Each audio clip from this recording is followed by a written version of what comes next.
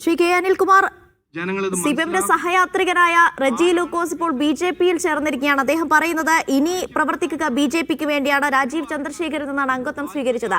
തെരഞ്ഞെടുപ്പ് അടുത്തിരിക്കെ ഇങ്ങനെ ഒരു ട്വിസ്റ്റ് പ്രതീക്ഷിച്ചിരുന്നോ?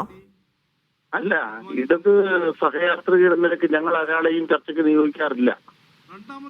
ഇടതുപക്ഷത്തിന്റെ പ്രതിനിധികൾ ചർച്ചയ്ക്ക് വരുന്നില്ല സന്ദർഭത്തിൽ ഇടതുപക്ഷത്തെ അപമാനിക്കാനും ആക്രമിക്കാനും മാധ്യമങ്ങൾ ചിലരെ തെരഞ്ഞെടുക്കുന്നതാണ്. അത്തരമൊരു കാര്യത്തിനകത്ത് ഇടതുപക്ഷത്തിന് യാതൊരു പങ്കുമില്ല.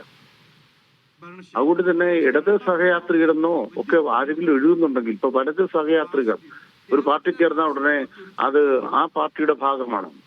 സഹയാത്രികരെന്ന് കുറെ പേര് ചർച്ചയ്ക്ക് വരാറുണ്ട്. അതിനപ്പുറത്ത് ഈ പറയുന്ന വ്യക്തിയായിട്ട് പാർട്ടിക്കൊരു ബന്ധമില്ല. അതായത് റെജി ലൂക്കോസുമായി പാർട്ടിക്ക് യാതൊരു ബന്ധവുമില്ല. അല്ല, CPIM അംഗമായ ഒരാൾക്ക് CPM-ന്റെ അനുവാദമില്ലാതെ ചർച്ചകളിൽ പങ്കെടുക്കാൻ അവകാശമില്ല. CPM ഒരിക്കലും ഇദ്ദേഹത്തെ ഒരു ചർച്ചയ്ക്കും നിയോഗിച്ചിട്ടുമില്ല. ഇടത് സഹയാത്രികളെന്ന് മാധ്യമങ്ങൾ എഴുതി കാണിക്കുന്നതാണ്. അതൊന്നും ഞങ്ങൾക്ക് പങ്കുള്ള കാര്യങ്ങളല്ല. മാത്രമല്ല, BJP കഴിഞ്ഞ തദ്ദേശ തെരഞ്ഞെടുപ്പിൽ പറ്റേ പരാജയപ്പെട്ടതാണ്. വിശ്വാസ്യത പോയി. BJP പിന്നോട്ടടിക്കുന്നു. കേന്ദ്രത്തിലെ BJP നേതൃത്വം കൊടുത്ത പണമെല്ലാം ദുർബലവ് നടത്തി, അഴിമതി നടത്തി. ഇതിന്റെ ഭാഗമായിട്ട് BJP-യിൽ കലാപമാണ്, വൻ കലാപമാണ്. അധികാരം കിട്ടിയ തിരുവനന്തപുരത്താണെങ്കിൽ വോട്ട് അസാധുവാക്കുന്നു, അതിനേക്കാൾ വലിയ കലാപമാണ്. അത്തരം ഒരു മുടിഞ്ഞ തറവാട്ടിലേക്ക് ആരെങ്കിലും ഒരാൾ ചെന്നു എന്ന് പറയുന്ന ഒരു സംഭവമില്ല. അതുകൊണ്ട് എവിടുന്നെങ്കിലും പൊട്ടും പൊടിയൊക്കെ പെറുക്കി തെരഞ്ഞെടുപ്പ് രംഗത്തേക്ക് വരാൻ BJP ശ്രമിച്ചാലും 4 അണയുടെ വില കേരളത്തിൽ ഉണ്ടാവില്ല. നോക്കൂ കെ അനിൽകുമാർ, CPM-ന് വേണ്ടി പല ചർച്ചകളിലും മിക്കവാറും പല ചർച്ചകളിലും മുഖമായിട്ടുള്ള ആളാണ് റെജി ലൂക്കോസ്. അങ്ങനെ ഒരാളെ തള്ളിപ്പറയാനാകുമോ എന്ന് എനിക്കറിയില്ല. പക്ഷേ അത്തരത്തിൽ CPM-ന് വേണ്ടി വാദങ്ങൾ മുന്നോട്ട് വയ്ക്കുകയും ചെയ്ത ഒരാൾ തെരഞ്ഞെടുപ്പ് അടുത്തിരിക്കെ BJP-യിലേക്ക് ചേക്കേറുമ്പോൾ അത് തെരഞ്ഞെടുപ്പിനെ കൂടി ബാധിക്കാനുള്ള സാധ്യതയില്ലേ? ആ രീതിയിലാണ് രാജീവ് ചന്ദ്രശേഖരന്റെ ഉൾപ്പെടെ പ്രതികരണം വന്നത്. അതായത് തെരഞ്ഞെടുപ്പിന് മുമ്പ് ഒരു വലിയ മാറ്റം പ്രതീക്ഷിച്ചിരുന്നു, അതിന്റെ ഒരു തുടക്കമാണ് റെജി ലൂക്കോസിന്റെ വരവ് എന്നാണ് രാജീവ് ചന്ദ്രശേഖർ പറഞ്ഞത്.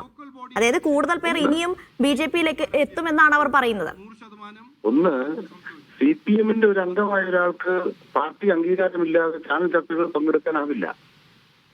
ഈ പറയുന്ന വ്യക്തി ഏതെങ്കിലും ചർച്ചയിൽ എന്തെങ്കിലും കാര്യം പറഞ്ഞിട്ടുണ്ടെങ്കിൽ പാർട്ടി അഭിപ്രായമല്ല, ഞങ്ങളെ പാർട്ടി അഭിപ്രായം സ്വീകരിച്ചിട്ടില്ല. ഒന്ന്, പാർട്ടിയിൽ എന്താണ് നടക്കുന്നതെന്ന് ഞങ്ങൾക്കറിയാമല്ലോ, ഞങ്ങൾക്ക് നല്ല ധാരണയുണ്ട്. പാർട്ടിയുടെ അഭിപ്രായങ്ങൾ ഞങ്ങളാണ് പറയുക, ഔദ്യോഗികമായി ചുമതലപ്പെടുത്തിയവർ പറയും. റെജി ലൂക്കോസ് അപ്രകാരം ഔദ്യോഗികമായി ചുമതലപ്പെടുത്തിയ ഒരു സംഘത്തിലില്ല. ഇല്ലാത്ത ഒരാൾക്ക് എന്ത് പറയാൻ, എന്താണ് അദ്ദേഹത്തിന് പറയാനാവുക? അതുകൊണ്ട് അദ്ദേഹം പറഞ്ഞ അഭിപ്രായമൊന്നും CPM-ന്റെ അഭിപ്രായമായിട്ട് ഒരാൾ പോലും കണക്കിലെടുത്തിട്ടില്ല. നിങ്ങൾക്ക് CPM-ന്റെ പ്രതിനിധികളെ കിട്ടാതെ വരുമ്പോൾ തൽക്കാലം അഡ്ജസ്റ്റ് ചെയ്യാൻ വേണ്ടി അങ്ങനെ ചില പേരുകൾ ഉപയോഗിക്കാറുണ്ടാവും. ഞങ്ങൾക്കതിൽ പരാതിയില്ല. കാരണം ഇടത് സഹയാത്രിക എന്ന് പേര് വെച്ചാൽ ഏതിടത്താണ്?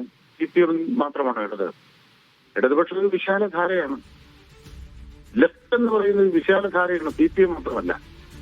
അതിന്റെ ഭാഗമായിട്ട് ഒരാൾ നിന്നു എന്ന് അവകാശപ്പെട്ടയാള് BJP-യിലേക്ക് പോയി. അത് തെരഞ്ഞെടുപ്പിനെ ബാധിക്കുന്ന കാര്യമേ അല്ല.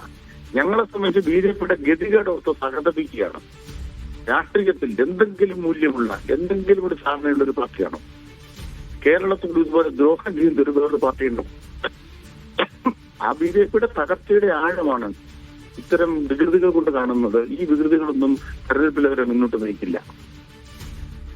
അനിൽകുമാർ, അതായത് റെജി ലൂക്കോസ് പാർട്ടിയിൽ അംഗമായിരുന്നില്ല ഇതുവരെയും എന്നാണോ? അല്ല, CPM-ന്റെ അംഗമായ ഒരാൾക്ക് പാർട്ടി അനുവാദമില്ലാതെ ഒരു ചർച്ചയ്ക്ക് പോകാനാവില്ല. അപ്പൊ അദ്ദേഹം ചർച്ചയിൽ പങ്കെടുക്കുന്നതിന് CPM അംഗമല്ലാത്തത് കൊണ്ടാണ്. CPM-ന്റെ അംഗമല്ല, അല്ലാത്തതുകൊണ്ടാണല്ലോ ചർച്ചയ്ക്ക് പോകുന്നത്. അംഗമായിരുന്ന പാർട്ടി വിലക്കില്ലേ? പാർട്ടി അംഗീകാരമില്ലാതെ ഒരു പാർട്ടി അംഗത്തിന് ചർച്ച പോകുന്നത് പറ്റുമോ? ഇത്തരത്തിലുള്ള പോക്കുകളൊന്നും പാർട്ടിയെ തെരഞ്ഞെടുപ്പിൽ ബാധിക്കാൻ സാധ്യതയില്ല എന്ന് തന്നെയാണ്. അല്ല, പാർട്ടിയായിട്ട് ബന്ധമില്ലാത്ത ഒരാള് BJP-യിലേക്ക് ചേർന്ന പാർട്ടി എങ്ങനെ ബാധിക്കാനാണ്? അദ്ദേഹം പറഞ്ഞിരുന്ന ഒരു അഭിപ്രായം CPM-ന്റെയോ ഇടതുപക്ഷത്തിന്റെയോ അല്ല, ഇടതുപക്ഷ ജനാധിപത്യ മുന്നണിയുടെയല്ല. ഒരാൾ ഇടതുപക്ഷ സഹയാത്രികനാണെന്ന് പറഞ്ഞാൽ അത് വേണ്ട അല്ല വേണോ എന്ന് വിലക്കാനോ സ്വീകരിക്കാനോ ഇടതുപക്ഷത്തിന്റെ സംവിധാനം പൊതുവിലില്ല. കാരണം ലെഫ്റ്റ് എന്ന് പറയുന്നത് ഇടതുപക്ഷ ജനാധിപത്യ മുന്നണി മാത്രമല്ല. ഈ നാട് നന്നാകണമെന്ന് ആഗ്രഹിക്കുന്ന ധാരാളം മനുഷ്യരുണ്ട്. ആ പക്ഷത്തു നിന്നൊരാൾ ഈ BJP-യിലേക്ക് പോയി. ഇപ്പൊ അനിൽ ആന്റണി പോയിട്ട് BJP-യുടെ പൊക്കം കൂടിയോ? പത്മജ വേണുഗോപാൽ പോയിട്ട് BJP-യുടെ പൊക്കം കൂടിയോ? അതിനുശേഷം BJP താഴേക്ക് പോയിക്കൊണ്ടിരിക്കുകയാണ്. കെട്ടുവിട്ട പട്ടം പോലെ BJP നിലത്ത് മുങ്ങി കുത്താൻ പോവാണ് ഈ തെരഞ്ഞെടുപ്പിൽ. തലകുത്തി ശരി, വളരെയധികം നന്ദി കെ അനിൽകുമാർ താങ്കളുടെ പ്രതികരണത്തിന്. സന്ദീപ് വാര്യർ കൂടി കോൺഗ്രസ് നേതാവ് ഇപ്പോൾ പ്രതികരിക്കാനായി ചേരുന്നുണ്ട്. ശ്രീ സന്ദീപ് വാര്യർ, റെജി ലൂക്കോസ് CPM-ന്റെ സഹയാത്രികനായിരുന്നു, CPM-ന് വേണ്ടി സജീവ ചർച്ചകളിൽ പങ്കെടുത്തിരുന്നു. ഇപ്പോൾ അനിൽകുമാർ പറയുന്നത് അദ്ദേഹം പാർട്ടി അംഗമല്ല എന്നാണ്, അങ്ങനെ ഒരാൾക്ക് ചർച്ചകളിൽ പങ്കെടുക്കാൻ കഴിയില്ല എന്നും അദ്ദേഹം പറയുന്നുണ്ട്. പക്ഷേ പാർട്ടിയുടെ മുഖമായി പല ചർച്ചകളിലും പങ്കെടുത്ത ഒരാൾ ഇപ്പോൾ BJP-യിലേക്ക് ചേരുകയാണ്. ഈ വിഷയത്തെ താങ്കൾ എങ്ങനെ നോക്കിക്കാണുന്നു? തെരഞ്ഞെടുപ്പ് സമയത്ത് ഇത്തരത്തിൽ ട്വിസ്റ്റുകൾ സംഭവിക്കുകയാണ്.